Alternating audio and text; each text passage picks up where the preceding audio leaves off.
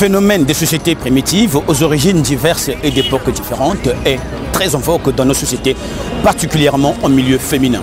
Chacune y vend de ses méthodes dans ce vaste champ qui est la beauté pour se faire remarquer, allant jusqu'à percer nez, nombril, langue ou toute autre partie du corps pour y placer un bijou au nom de la mode, bien sûr.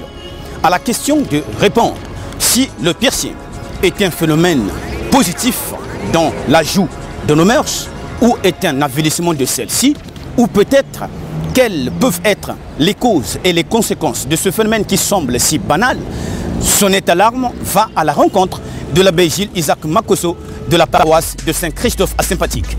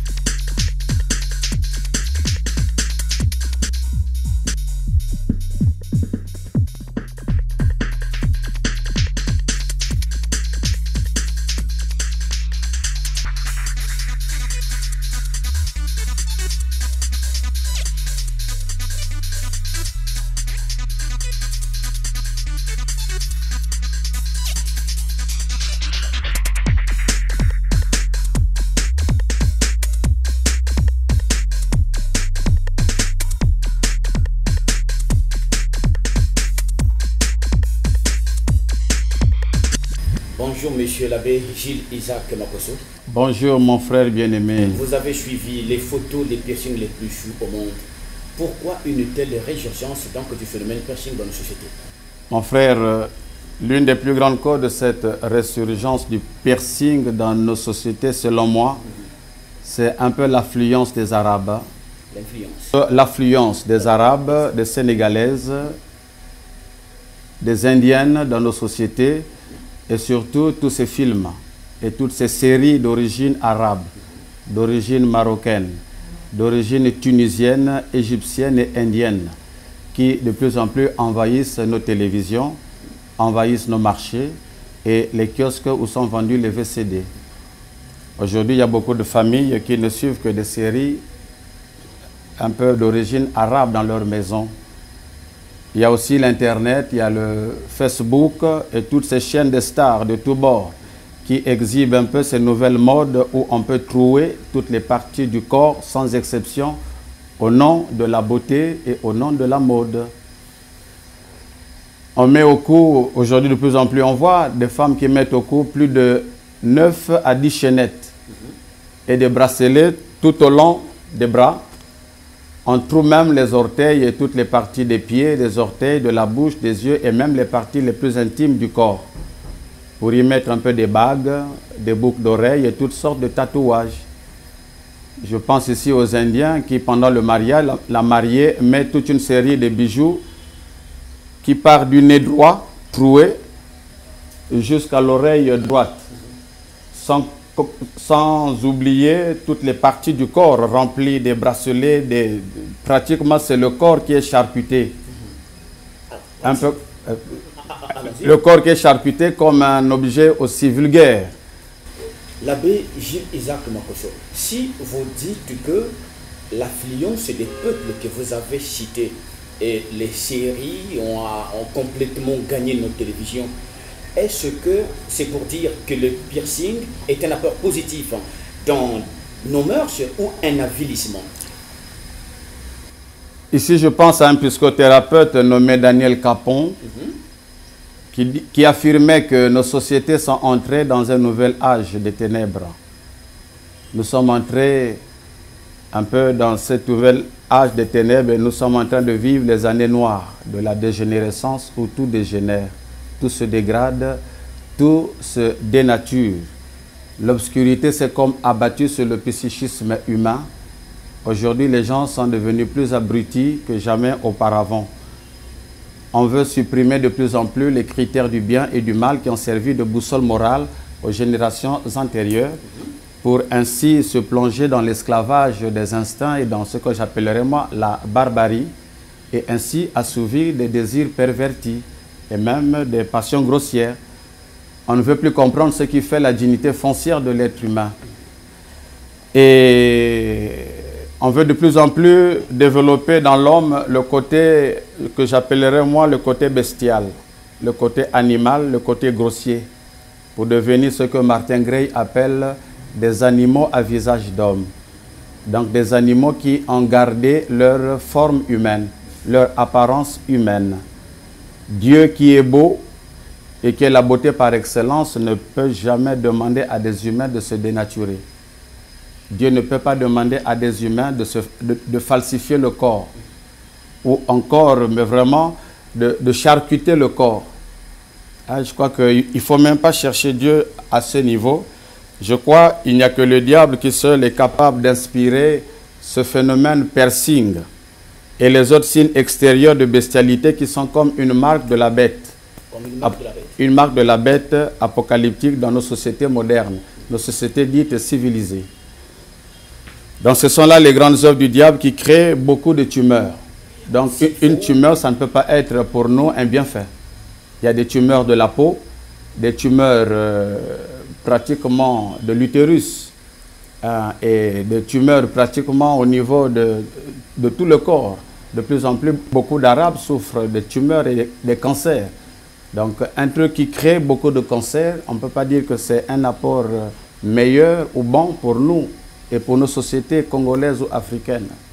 Puisque vous le dites déjà, pour tirer donc la sonnette d'alarme pour que nos sociétés, pour que nos femmes, nos enfants ne versent pas dans ce que ces peuples ont fait, quel serait le conseil, quel serait en tant que père, quel serait le conseil en tant que l'abbé, en tant qu'abbé, serviteur de Dieu, pour ce peuple et pour tous ceux qui vous entendront et pour tous ceux qui pratiquent donc le phénomène piercing dans nos sociétés? Je crois que nous, l'Église, qui sommes un peu comme la mémoire, cette mémoire qui doit redonner à l'humanité pratiquement toute son authenticité, toute sa dignité, nous avons à éduquer, à former et à ne pas baisser les bras. Nous avons à préserver cette jeunesse déjà abrutie, déjà vulnérable. Nous avons à la préserver contre toutes ces nouvelles formes du diable.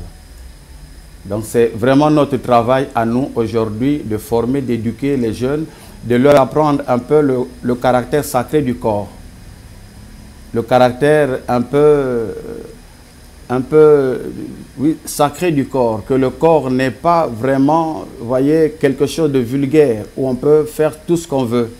C'est un sanctuaire, c'est un temple, il faut le respecter, il faut lui redonner toute sa beauté, mais toute sa splendeur originelle. Il ne faut pas la falsifier, il ne faut pas la dénaturer.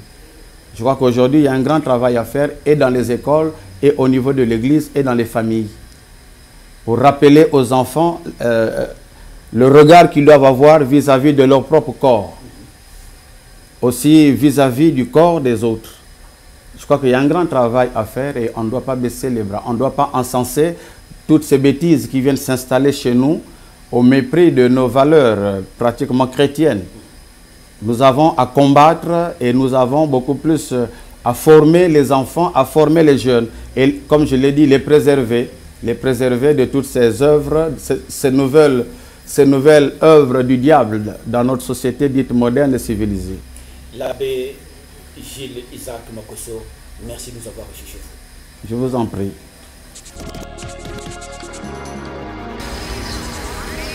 Pour connaître s'il y a une raison spirituelle quant à cette vogue du phénomène piercing, Sonnette Alarme va à la rencontre du ministre de Dieu, Pression au soleil couchant, Audrey Zinga Pembelo.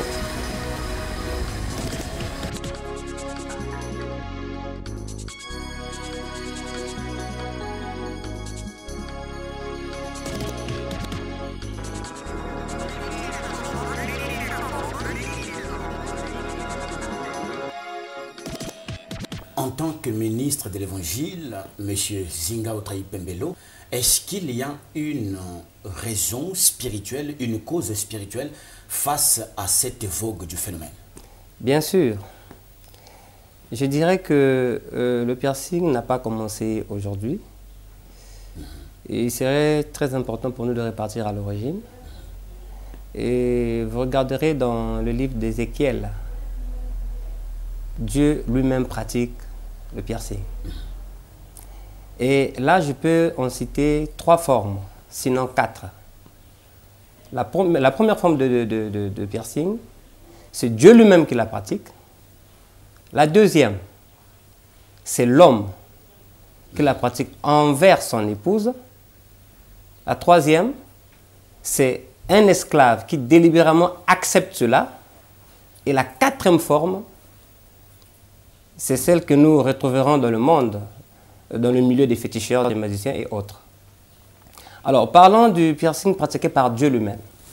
Il serait pour moi préférable de prendre la Bible. Allons-y, parce que vous êtes serviteur de Dieu. Ok, nous prenons dans le livre d'Ézéchiel. Ézéchiel chapitre 16. Je prends le verset 8. « Je passais près de toi, je te regardais et voici ton temps était là, le temps des amours. J'ai tendu sur toi le pan de ma robe, je couvris ta nudité, je te jurai fidélité, je fis alliance avec toi, Dieu le Seigneur, l'Éternel, et tu fus à moi.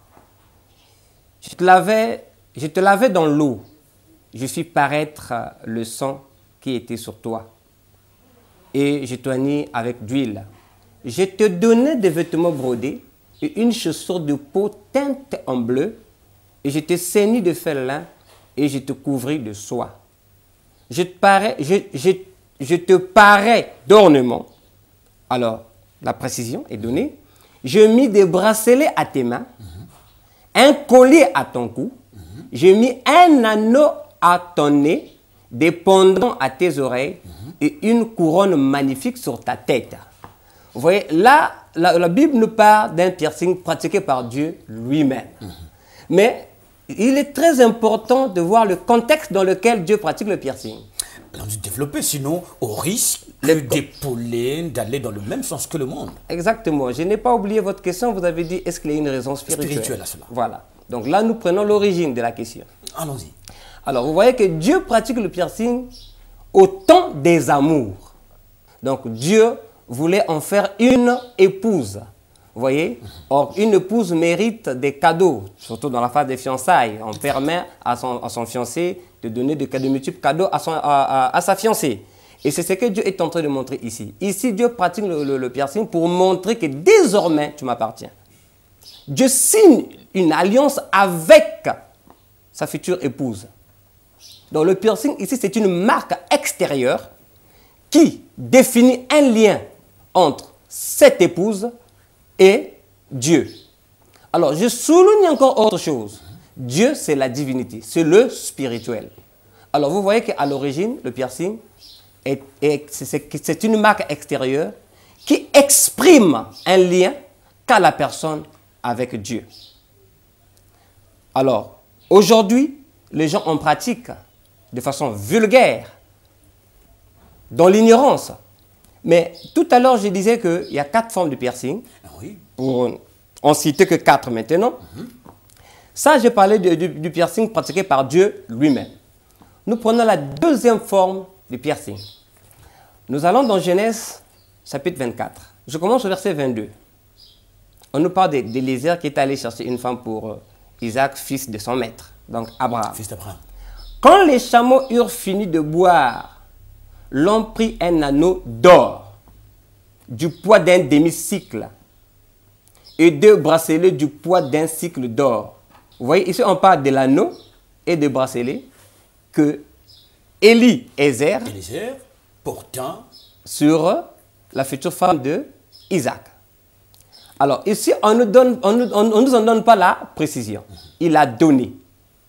Or, le piercing, par définition, comme nous avons dit, c'est une pratique consistant à se transpercer certaines parties du corps au moyen d'aiguilles et des anneaux. Or, ici, Éliézer donne l'anneau ou des anneaux à Rebecca. Alors, comment est-ce que ça s'est passé? Je prends le verset 30 du chapitre 24 de Genèse. Il avait vu l'anneau, donc ça c'est le frère de Rebecca qui venait, apprenant la nouvelle par Rebecca, vu l'anneau et les bracelets aux mains de sa sœur. Et il avait entendu les paroles de Rebecca, sa sœur. Vous voyez? Ok, alors la précision nous est donnée au verset 47. Ça, c'est Eliezer qui répond à Laban, donc frère de Rebecca. Je l'ai interrogé et j'ai dit, de qui es-tu fille? Elle a répondu, je suis fille de Bethuel, fils de Nacor et de Milka. J'ai mis l'anneau à son nez et les bracelets à ses mains. C'était pendant les temps des amours. Toujours pendant les temps des Toujours pendant les temps des amours. Alors vous voyez le piercing, le port des boucles d'oreilles, parce qu'on perce l'oreille pour mettre les boucles. C'est toujours le piercing. Mais il y a aussi des bracelets qu'on met à la main. Vous voyez que Dieu tolère ces choses pendant les temps des amours. Si déjà vous dites que Dieu tolère, Dieu tolère ces choses pendant le temps des amours, il faut revenir. Pourquoi condamne-t-il cela dans Ésaïe, je crois, le chapitre 3? Ésaïe 3 au verset 16 jusqu'à 21. Ah non, ta question est bien posée. Mais j'ai peur. Je me pose la question si vous avez saisi le contexte. Parce que quand Dieu décrit ces choses dans Ésaïe 3, verset 16 à 21, Dieu, en fait, prononce le divorce. Or, ces choses sont attribuées, données pendant les temps des amours. C'est comme un fiancé ou un époux qui fait don à sa fiancée. Or, la fiancée ici, dans Ésaïe chapitre 3, verset 16 à 21, la fiancée s'est prostituée. La fiancée est allée dehors. Qu'est-ce que Dieu fait? Il prononce le divorce, il prononce un jugement. Alors, il retire ce qu'il avait donné.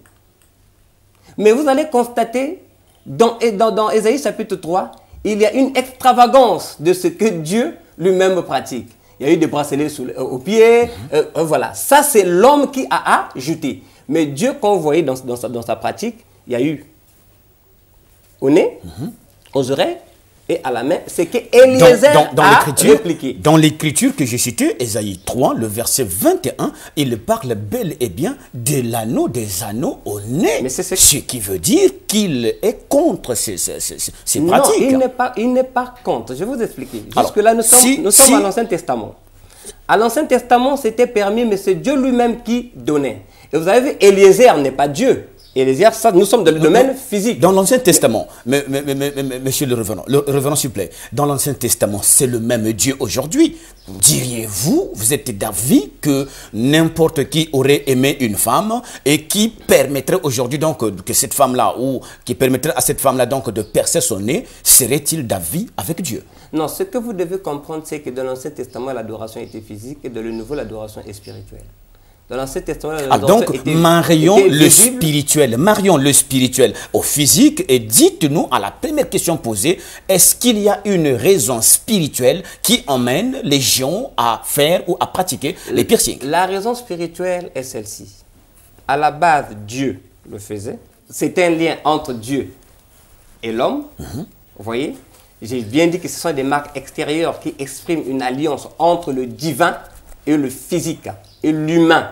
Or, aujourd'hui, Dieu n'est plus dans l'adoration extérieure, Dieu est dans l'adoration intérieure. Dans la circoncision, aujourd'hui, c'est une circoncision de cœur. Ce n'est plus une circoncision extérieure. Quand on parle de la circoncision du cœur aujourd'hui, de l'adoration intérieure, c'est le baptême du Saint-Esprit. Voilà pourquoi la Bible dit, cherchez premièrement le royaume des cieux et toutes choses vous seront données par-dessus. Le royaume des cieux, c'est le Saint-Esprit dans l'homme. Conformément à Actes chapitre 2, versets 37 à 39.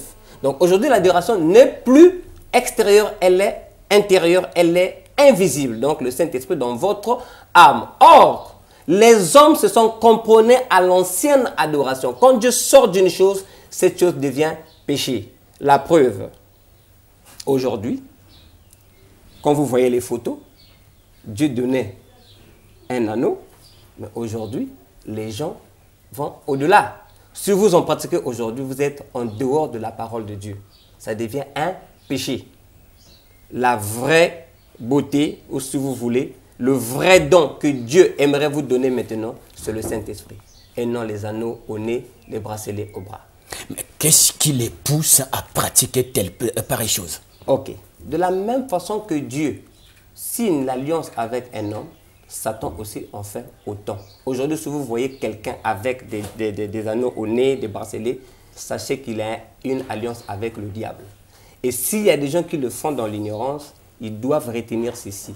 Ils se signent des alliances eux-mêmes avec le monde invisible. Je parle des boucles d'oreilles, des bracelets, des anneaux au nez. Poser la question à un homme sérieux qui a côtoyé le milieu magique, fétichiste et autres. Il n'y a pas de bracelet sans un lien mystique. Il n'y a pas des anneaux sans un lien mystique. Il n'y a pas de pendant d'oreilles sans un lien mystique. Il y a toujours un lien derrière ça. En ce moment-là, à quel moment intervient le lien ou l'esprit pour justement ronger le bon sens de l'humain tel que vous venez de l'évoquer? Mais évidemment, on dit que... À quel moment intervient le mauvais esprit? On dit que les mauvaises compagnies ont les bonnes mœurs. Si vous côtoyez un ami qui est envoûté par un tel esprit, et si vous le croyez, qui s'assemble se ressemble, et la Bible dit, vous devenez l'esclave de celui à qui vous obéissez. Donc, quand vous obéissez à quelqu'un qui pratique le piercing, vous allez le ressembler demain. Révérend Autreil Zinga Pemelo, merci. Je vous en prie. Comment faut-il considérer toute personne qui porte un piercing? Est-elle déjà perdue selon la grâce de Dieu ou elle peut être déjà sauvée? Nous avons rencontré le pasteur Brice Finney de l'église Armée Victoire de Golgotha à Vongo.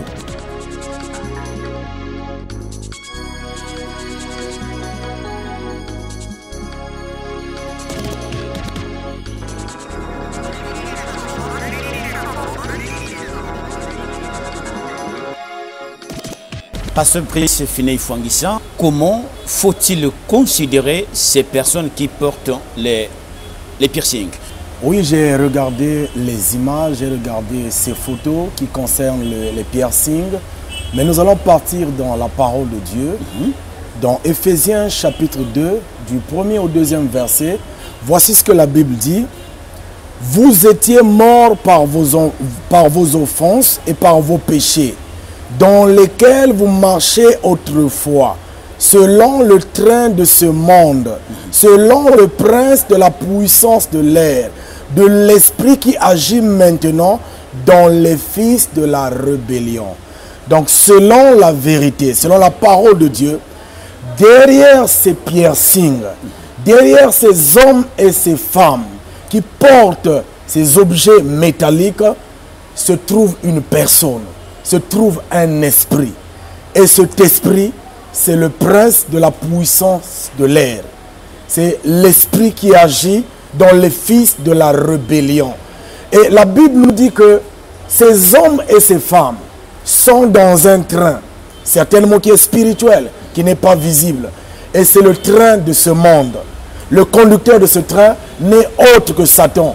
Et ce train va droit en enfer. Et dans ce train, la vitesse qui est imprimée, c'est la vitesse de l'ennemi. C'est la vitesse de Satan. Plus nous allons nous approcher du retour de Christ, plus cette vitesse-là va encore aller grandissante.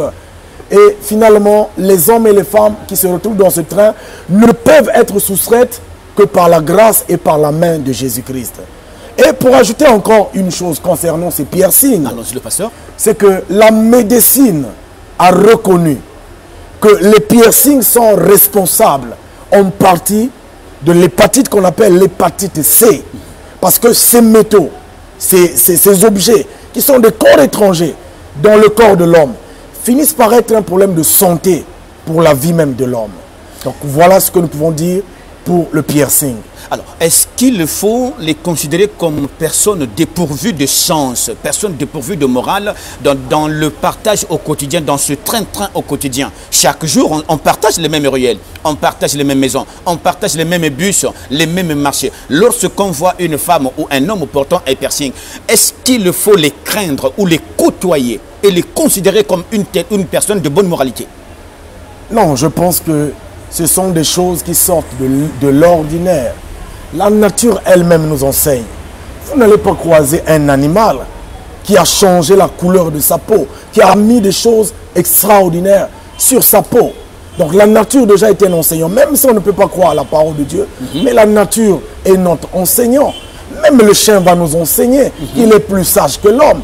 Le chien de sa naissance, jusqu'à ce qu'il va quitter la terre, il garde sa nature telle que Dieu l'a donnée. Je vous concède cela, pasteur. Et oui, voilà. Donc, si l'homme qui a été créé à l'image, à la ressemblance de Dieu, va jusqu'à modifier la nature, les aspects physiologiques, physiques de sa peau. Ça va de... Il y a quelque chose qui ne va pas. Il y a quelque chose qui ne va pas. Il y a quelque chose qui ne va pas. Puisqu'il y a quelque chose qui ne va pas, vous le dites bien, pasteur, il faut tout de suite poser la question de savoir, est-ce que, puisque toutes ces personnes qui portent les piercings vont dans les églises, elles fréquentent les églises dites chrétiennes, est-ce que la parole de Dieu a failli? Est-ce que Dieu n'est-il plus puissant pour ôter le vice dans le cœur de l'homme, pour que nous assistions au scandale auquel nous avons? Bien-aimé, la parole de Dieu ne peut pas faillir. L'église non plus, qui est la gloire de Christ, ne peut pas faillir. Allons-y dans les Écritures. Allons-y, puisqu'il faut une raison. Nous sommes dans 2 Corinthiens chapitre 4, le verset 4. Commençons même à partir du 3e verset. Si notre évangile est encore voilé, il est voilé pour ceux qui périssent, pour les incrédules dont le Dieu de ce siècle a aveuglé l'intelligence, afin qu'ils ne voient pas briller la splendeur de l'évangile, de la gloire de Christ, qui est l'image de Dieu.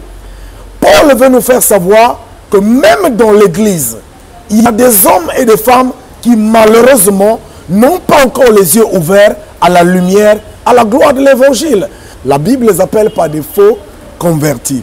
La Bible les appelle par des faux circoncis. S'il faut prendre l'image d'un oiseau, c'est un peu comme le corbeau bicolore. Ils sont dans l'église, mais ils n'ont pas été sanctifiés par la parole. Ils n'ont pas cru à la parole. Ce sont des incrédules. Et c'est normal que même dans l'église, malgré qu'ils écoutent la parole, malgré que le Saint-Esprit est déversé dans l'église, et ni la parole, ni le Saint-Esprit ne les atteignent parce qu'ils ne croient pas. Ce sont des faux convertis. Allons-y. Mais en réalité, pour un homme ou une femme qui a la foi, qui a cru à l'évangile, l'évangile est suffisamment puissante pour changer l'intérieur du cœur de l'homme. Et quand le cœur de l'homme est changé l'intérieur, l'extérieur, finalement, finira par être changé. Paul lui-même d'ailleurs nous dit que ces choses que moi je considérais comme un gain, à cause de l'excellence, de la connaissance de Christ, je commence à les regarder comme de la boue, comme de la saleté, comme quelque chose qui est anormal. Et ça, ce n'est que l'évangile, la gloire, qui peut faire cela dans le cœur de l'homme et dans la vie de l'homme. Entre-temps, dans la vie de l'homme, il n'y a que l'évangile. Puisque c'est vous autres pasteurs qui prêchez cet évangile, quel serait votre souhait quel est votre conseil à toutes ces personnes qui les portent? Certainement, s'ils ne peuvent pas vous écouter aujourd'hui, ils vous écoutera dès que cette émission sera rediffusée. Bien, si une personne fréquente une église, mais qu'elle ne veut pas se soumettre à l'évangile de la gloire, mais en dehors de l'évangile, y a-t-il une autre solution que nous pouvons offrir à l'homme? Je ne crois pas. Parce que la Bible nous dit clairement que votre corps est le temple du Saint-Esprit. Mon corps est le temple du Saint-Esprit. Et si je suis le temple du Saint-Esprit, cela veut dire que je ne m'appartiens plus. Et si je ne m'appartiens plus, je dois faire la volonté du Saint-Esprit qui habite en moi. Parce qu'il m'a racheté au travers du sang de Jésus à un grand prix. Et si je sais que par le sang de Jésus, il y a un grand prix qui a été versé pour ma vie. Et alors je dois me conformer aux exigences, aux directives et à la direction, à la bergerie du Saint-Esprit. Voilà ce que je peux dire. Il y a un dicton, il y a même un dicton qui dit Dieu ne regarde pas l'extérieur, plutôt Dieu regarde l'intérieur du cœur. Mais frère Fulgence, les habits que tu as mis là, si ton cœur n'était pas d'accord, les aurais-tu mis? Je ne crois pas. Tout ce que nous mettons à l'extérieur, cela va de cœur avec le cœur. C'est le cœur qui fait les choix. C'est le cœur qui choisit tout. Là où il n'y a pas le cœur, tu ne feras pas quelque chose qui n'est pas en accord avec ton cœur. Ça, ce n'est pas possible. Et un cœur qui est touché par Jésus manifestera, l'extérieur de la personne va manifester l'état du cœur de la personne. Ça, c'est clair. Pasteur Brice, merci. Merci.